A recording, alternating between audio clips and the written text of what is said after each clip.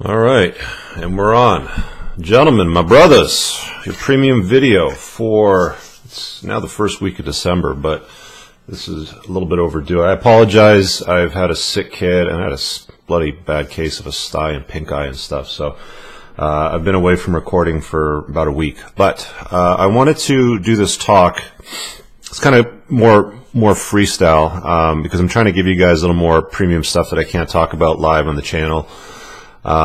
Just, because the shit's just too politically correct and it's going to offend some snowflake. Before I get into it, just going to show you what I did here to the office. I did a little bit of an update.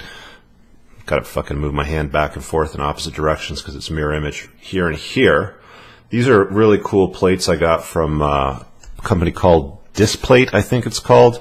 No affiliation with them whatsoever, but they have these cool metal prints, and I got one on this side over here with Maverick with his motorcycle, and that side with James Bond with the DBS. That was intentional because I wanted to make sure that I maintained the frame of the Entrepreneurs and Cars theme, but I believe that the office space is now complete with the exception of some loose paper sitting on my couch end over there. All right, so today's topic is not believing or not listening to what women say. And I know I've covered this before in some minor regard and maybe even from, time to time in random conversations or Q&As. But it really hit home for me about 2 or 3 weeks ago because I had a request from this chick. Should I even mention her name? I don't even want to give her any airtime. I'm not going to mention it. So I had this request from this chick who does opposing commentary on like CNN and stuff like that. She's got a YouTube channel with like 50,000 subscribers. Nobody really significant, but an author, and she's trying to play the TradCon role. She does it pretty good. So, kind of along the lines of like the Lauren Southerns of the world and stuff like that, but she focuses mostly on the United States market as her core demographic. And on her channel, what she does is she often talks a lot about, feminism is cancer. And, what a great person she is and blah, blah, blah. And what the red pill's done for me though is it's kind of like peeled back so many layers of observation that I can pick up on bullshit. And you know what? It's not even bullshit. The thing is when women speak and they talk about advice when it comes to sexual marketplace, marriage, dating, women even, stuff like that, you got to take it with a grain of salt because half the time, probably more than half the time, they don't even know what they're saying or doing because their solipsism prevents them from understanding these core concepts. But the amount of beta orbiters she has around her is just bonkers. It's bananas. It's absolutely beyond me. She did an interview with a MGTOW as well promoting her book. And it's very cleverly marketed, I'll be honest. She knows how to get guys' attention. It's a standard narrative. She's like, mid-early 30s, pretty, in pretty good shape, attractive, playing the conservative, Trump-supporting role, looking for conservative patriarchal values and things like that, trying to preach them, upon men. And I think that if you don't apply a red pill lens to exactly what she preaches, and I'll give you 2 examples in just a moment. I know I'm kind of blathering on with this, but I'll give you those two examples in just a moment. She's been very, very good at getting reach. So without further ado, let me just kind of jump right into it. Towards the middle of the conversation, and she interviewed me, recorded the video with the intention of publishing it on her channel, which she never did. I don't think she's going to publish it, and you'll find out why in just a second. But she tried to do the live broadcast, and it failed, so she just did like a hangout record. Anyway, she starts getting into things like MGTOW, not all women are like that, are all women like that, can men and women love, the conventional methods or ways that we've been programmed to believe that, we can love. Does she basically have all the answers? And as she was talking, I automatically picked up on what she was getting into, and it all started with the whole notion of love. And I then started to explain to her, men and women can love, but the way that they view love is considerably different than what we've been told to expect. Well, what do you mean? I'm confused. I don't understand. She basically gives me that confused puppy dog look with her head tilted sideways looking up like, I don't understand, master. If only it was that simple. And, so I proceeded to explain to her, women love opportunistically. They love who you are. And when that runs out, then so does the love, whereas men love idealistically. And again, some of this may be new to some of you, newer guys in the community, but I know that the guys that are, more of the elders, this won't be new to. And, she gets confused again. Well, I don't understand, what about true love? And, I'm looking to get married and I want to have kids and a family and all this kind of shit. And I'm just like, okay, that's great. Right. Fine. Perfect. I totally get it. And, unfortunately that's gone out the window for a lot of guys. And, the reason why I talk about these things on my channel, I'm explaining this to her, is to clarify so men understand what they're walking into with their eyes wide open. Well, if I love my husband, then it's forever, and, blah, blah, blah. And this is where, the whole TradCon, listening to women's dating advice. And again, this is somebody that basically markets herself as an expert.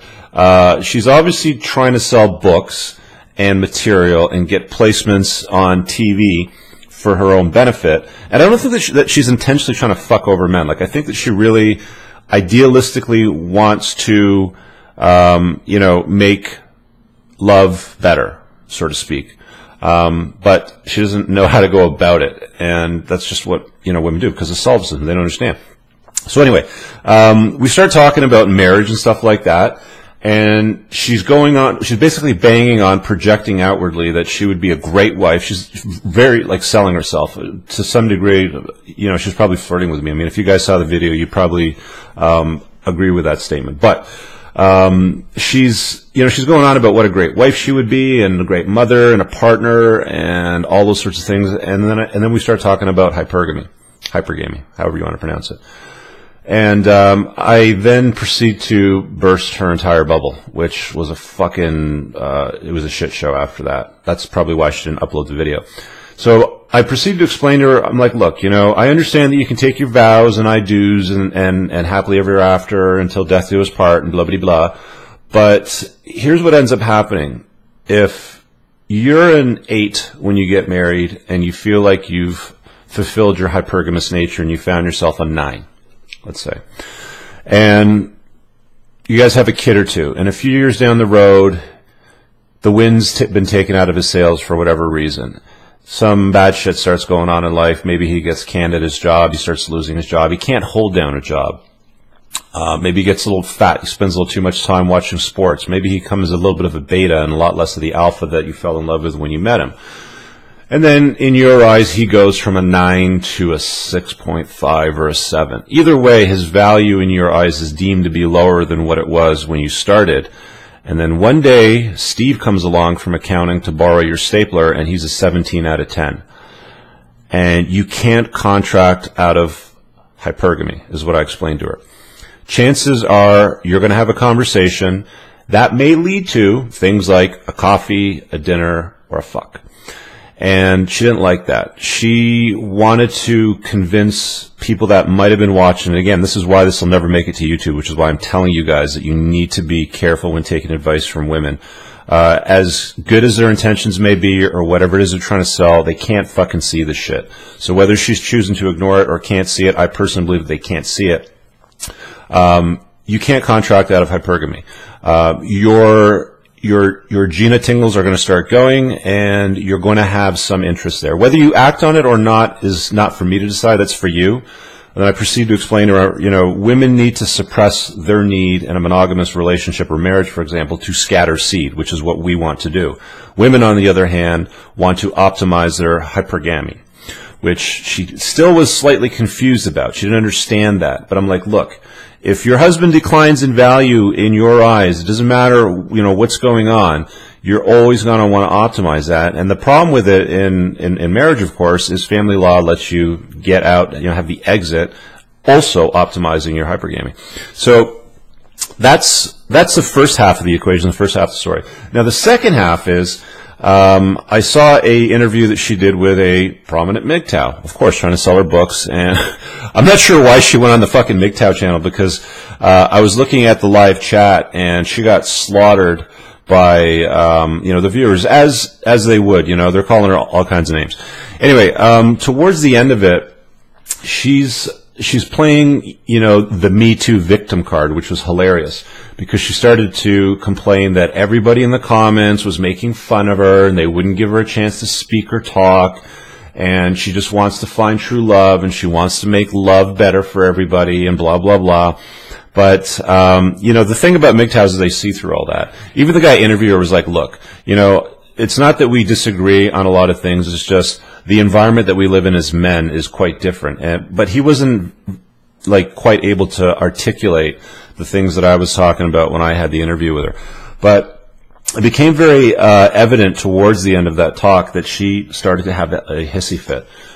She started to get upset. She went on about how nobody was giving her a chance and how it was unfair. But it's fascinating because the things that she was talking about towards the end, she started talking about how, look, I don't want a Chad. My last boyfriend was kind of a pudgy fat guy, you know, he just wasn't a Chad, you know, he was more of an average Joe. I'm not attracted to Chads is what she said, you know, with her last boyfriend. Now, had I been on the interview with her, I would have asked her, well, why did the relationship end? And tell me more about that part, because I would imagine that would have revealed something along the lines of, well, he didn't meet her expectations, meaning her hypergamous nature was not optimized. So even though she's broadcasting to the world publicly, I don't like Chads, I like more pudgy guys, more low-key guys, I don't like the flash, I don't like masculinity sort of thing is what she's saying. I like brown men, which didn't make any sense to me. I'm surprised this guy didn't call her out on it. I mean, I would have fucking called her on it. It's just, I don't care. I mean, you know, I'm probably not going to do these interviews with these types of people on their channels anymore. I know that they do it to try to get on mine to broadcast their message, but my approach now is always, all right, if you want to talk or do an interview, you interview me on your channel and put me in front of your audience so I can see what you're all about.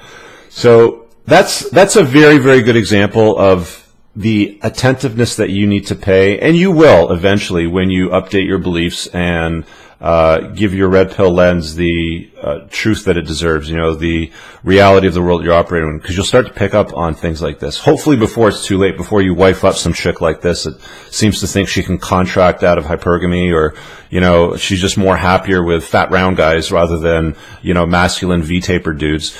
You can't contract out of baseline human nature. That's really the point of this video, is what I'm trying to exemplify to you guys. There was somebody earlier this week, or it might have even been today, that was talking about taking advice from women, and I said, you never take dating advice from women, and this is exactly why. This video exemplifies exactly why.